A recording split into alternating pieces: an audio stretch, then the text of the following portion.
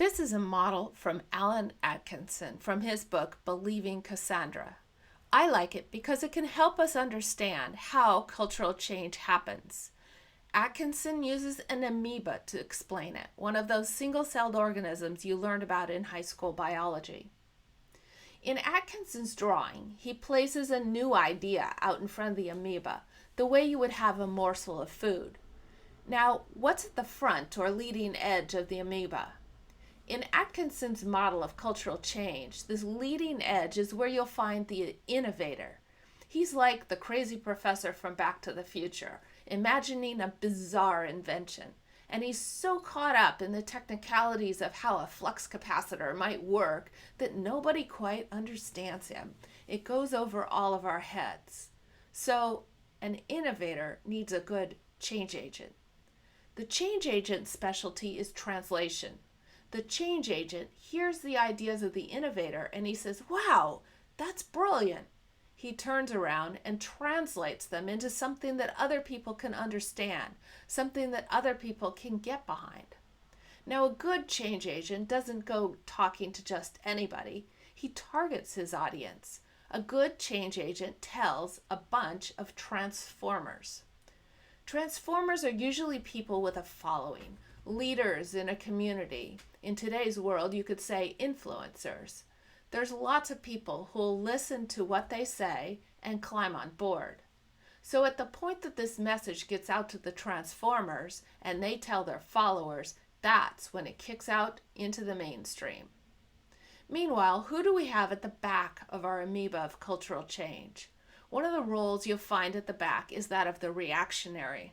The reactionary is someone who's got a vested interest in the whole amoeba moving in the opposite direction. For instance, if the new idea was electric cars, the reactionary might be an oil company executive who wants to see more guzzlers being sold on the market so he can sell more oil. So he's going to be tugging in the opposite direction. Another role you'll see at the back side of the amoeba is the laggard.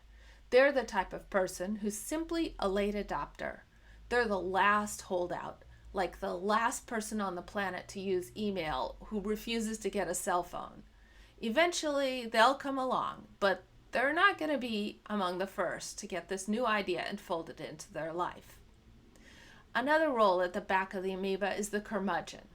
This is the kind of individual who's going to have a crusty attitude about any idea that comes down the pike. It doesn't matter what the idea is, it doesn't matter what its merits are, they're going to have an attitude about it. This guy, too, is unlikely to be an early adopter of a new idea, but eventually he'll come along. Another role you might find anywhere in the amoeba is the iconoclast. This is a person who's going to march to their own drummer. They're going to form their own opinions that don't have much to do with what the mainstream is doing. So if you're the change agent, the iconoclast could be with you or could be against you. It's unpredictable. Not exactly someone the change agent can count on either way.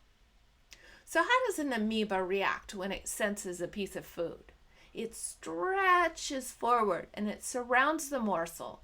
And Atkinson was describing the amoeba of cultural change operating in a similar way. The new idea comes along, the innovator and change agent stretch out to reach for the new idea, and people in various roles help stretch the amoeba out to surround the new idea. Meanwhile, the reactionary and the laggard are pulling in the opposite direction. So the amoeba of cultural change becomes all stretched out. But what's important to realize is that even when the amoeba begins to pull back together and to consolidate its shape in the new location surrounding the morsel of food, that new idea, the laggard and the curmudgeon and the iconoclast will likely come along too. The whole amoeba has moved over. Atkinson's model helps us understand that people hold different roles within society. If we're trying to sell an idea, for instance, lifestyle habits that will mean lower carbon emissions, we want to target our pitch to the people who will help move the project forward. There will be some people who will be right out there at the front, the early adopters eager to spread the message. Meanwhile, there will always be people at the back of the amoeba dragging their feet. It's much more productive to work with those whose natural role is on the front edge of the amoeba. And it's also important for us to remember that eventually the whole amoeba moves along in the direction of change, in the direction of progress.